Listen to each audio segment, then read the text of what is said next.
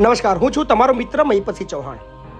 આ જે દ્રશ્યો તમે જોઈ રહ્યા છો એ થોડા દિવસ પહેલાં જ આપે એક મસ્ત મજાનો વિડીયો જોયો હતો, જે ગુજરાતના આણંદ જિલ્લાના બોરસદ તાલુકાના કઠાણા ગામનો હતો, જ્યાંથી આપણે એક બાપ વગરનું એક બાળક જેનું નામ છે સંદીપ, એનો એક હાથ નથી અને માતા ખેતરની અંદર મજૂરી કરીને એનું પાલન પોષણ કરી રહી છે।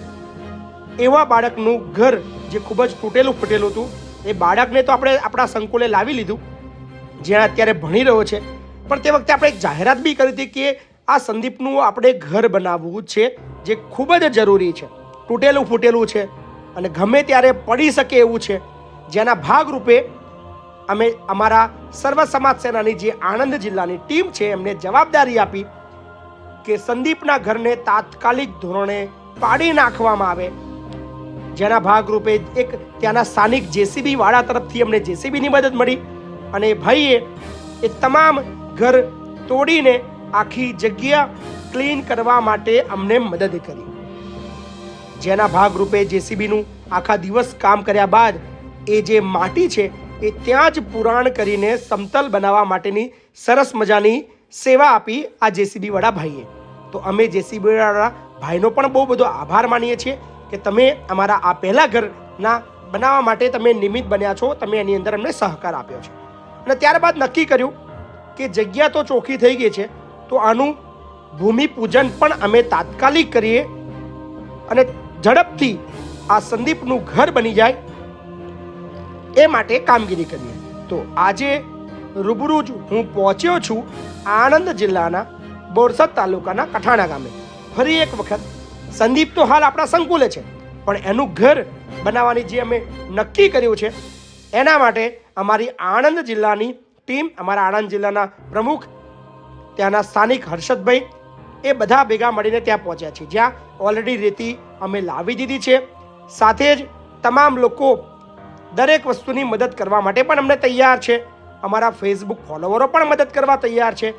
તો આ જગ્યાએ જ્યાં સંદીપનું ઘર બનવાનું છે ત્યાં જગ્યા ચોખ્ખી થઈ ગઈ છે, ત્યાં પાયા ખોદવાની કામગીરી પણ અમે પૂર્ણ કરી દીધી છે અને અત્યારે તમે જે ચિત્રો જોઈ રહ્યા છો એ ત્યાં સંદીપનું જે જૂનું ઘર છે એ આખું તોડી નાખવામાં આવ્યું છે, એનો બધો જ સામાન વ્યવસ્થિત જગ્યાએ સાઈડમાં મૂકી દેવામાં આવ્યો છે અને ત્યાં આગળ આજે અમે નક્કી કર્યું છે, અમારા આ કઠાણા ગામના સ્થાનિક સરપંચ પણ અમારા આ કામની અંદર સહભાગી થયા છે। બા ખૂબ ખુશ છે, બાના ચહેરા પર એક સરસ મજાની મીઠી સ્માઇલ છે કે બાનું પણ સાથે ઘર બની રહ્યું છે। અને ખાસ જે સંદીપની મમ્મી છે, જે આ ચૂલા ઉપર અમારા માટે મસ્ત મજાની ચા બનાવવાની છે અને હાલ જ્યાં સુધી ઘર બનશે ત્યાં સુધી આ ઝૂંપડાની અંદર આ બેન રહેવાના છે અને આ ઘર ખૂબ ઝડપથી બને એના માટે અમે કામ કરવાના છીએ। તો ખૂબ ખુશ હતા બેન કહી રહ્યા હતા કે વર્ષો પછી મારા પાકા ઘરનું સપનું પૂરું થવા જઈ રહ્યું છે અને એ બદલ અમારા ત્યાંના સરપંચ દ્વારા અમને ખૂબ પ્રેરણા આપવામાં આવી, અમને મદદ કરવામાં આવી, સરપંચ તરફથી મારું સ્વાગત કરવામાં આવ્યું।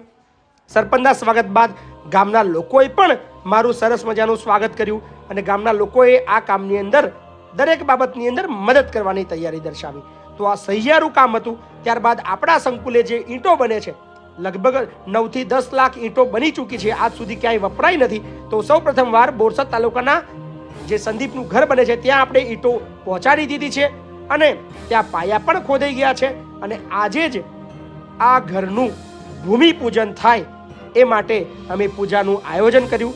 ત્યાં આગળ ઘણા બધા લોકો ત્યાં ભેગા થયા અને સરસ મજાની પૂજા અર્ચના કરવામાં આવી। સંદીપનું ઘર સારામાં સારું બને, બધા જ બધી રીતે મદદ કરે એવી વાતો કરીને અમે નક્કી કર્યું કે આજથી જ ચણતર કામ છે એ શરૂ કરવામાં આવે। ત્યાંના સ્થાનિક જે સરપંચ છે એ પણ અમારા આ કામની અંદર ખડે પગે ઊભા રહેવાના છે। તો તમે જે જોઈ રહ્યા છો એ અમારા જીવનનું એક નવું કામ છે, એક નવો ટાસ્ક છે કે સંકુલમાં બાળક ભણવા તો લઈ આવ્યા, પણ સાથે સાથે એનું ઘર તૂટેલું છે, ગરીબ છે અને કોઈ છે નહીં, તો એનું ઘર પણ બનાવવાની અમે કામગીરી આજથી શરૂ કરી છે। તો ઈંટોનું પણ સરસ મજાની પૂજા કરવામાં આવી। 5 ઈંટોની પૂજા કર્યા બાદ મને આનંદ આવ્યો કે આપણી જે 10 લાખ ઈંટો બની છે, જે હજુ સુધી વપરાઈ નથી, પણ આજથી જ એ ઈંટોનો વપરાશ શરૂ થયો છે અને કોઈનું ઘર બનાવવા માટે કામમાં આવી રહ્યો છે। તો હું ખૂબ ખુશ હતો.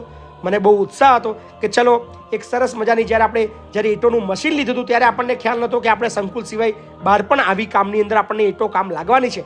તો હવે લગભગ નિશ્ચિત થઈ ગયો છું અને મને એક નવો રસ્તો પણ મળ્યો છે કે આવા જરૂરિયાતમંદ જેટલા પણ લોકો છે એ લોકો માટે આપણે ઘર બનાવવાની કામગીરી કરવી જોઈએ.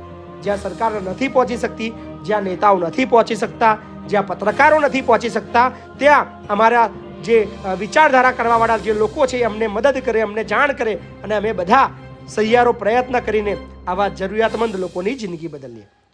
તો ખૂબ ઉત્સાહ બાદ ભૂમિપૂજન કરવામાં આવ્યું. ત્યારબાદ તમામ લોકોએ નક્કી કર્યું કે જેને પણ સમય મળશે આ ઘરની મુલાકાત લઈશું અને યથાશક્તિ કોઈ સમય આપશે, કોઈ પૈસા આપશે, કોઈ ઈંટ માટે મદદ કરશે, કોઈ રેતી માટે મદદ કરશે, કોઈ સિમેન્ટ માટે મદદ કરશે, એવું નક્કી કરવામાં આવ્યું. અને આપ ફેસબુક ફોલોવર મિત્રોને બી અપીલ કરું છું કે તમે મદદ કરતા રહેજો. અને ખાસ મજા ત્યારે આવી જ્યારે બધી પૂજા થયા બાદ બેને કીધું, બાપુ ચા પીશો? અમે ચોક્કસ કીધું કે જી હા, અમે ચૂલા પર બનેલી ચોક્કસ ચા પીશું. ત્યારે બેને ખૂબ સરસ મજાની મહેનત કરી અને અમારા બધા માટે સરસ મજાની બેને ચા બનાવી અને અમે બધા લોકોએ સરસ મજાની ચાની ચૂસકી માણી. બહુ બધી વાતો થઈ, બહુ બધો સંવાદ થયો અને આ વિસ્તારની અંદર બીજા પણ ઘણા બધા એવા જરૂરિયાતમંદ બાળકો છે જેને કદાચ સંકુલે લાવવાની ફરજ પડવાની છે, જરૂર પડવાની છે. તો એ માટે અમે તૈયાર છીએ. અમે ગુજરાતના દરેક ખૂણાના દરેક જરૂરિયાતમંદ બાળકો માટે અમે એને મદદ કરવા માટે તૈયાર છીએ. તો તમારા આસપાસ પણ આવું કોઈ બાળક હોય તો ચોક્કસ એને લઈને આવજો. સ્થાનિક લોકો શું કહી રહ્યા છે સાહેબ? વાહ ભાઈ, ખૂબ સરસ. ડીજેની સેવા બી આપો છો. તો જોયું તમે, સ્થાનિક લોકો પણ મદદ કરવા તૈયાર છે. બેન પણ ખુશ છે, બા પણ એટલા જ ખુશ છે કે અમારું ઘર બની રહ્યું છે, એક સાથે 2 ઘર બની રહ્યા છે. તો બધા લોકોનો બહુ બધો આભાર માનીએ છીએ જે પણ અમને આ કામની અંદર મદદ કરવાના છે. તો તમારી પાસે પણ અમે મદદની આશા રાખીએ છીએ. નીચે ડિસ્ક્રિપ્શનમાં નંબર આપેલો છે, ફોનપે, ગૂગલ પે ને પેટીએમ. તમને જો આ સંદીપના બાળકના જે ઘર બનાવવા માટે યથાશક્તિ મદદ કરવાની ઈચ્છા થાય તો અચૂક તમે પણ તમારો સહકાર આપી શકો છો. ત્યારબાદ અમે સરસ મજાની વાતો કરતાં કરતાં વિદાય લીધી અને ખૂબ આનંદ અનુભવ્યો.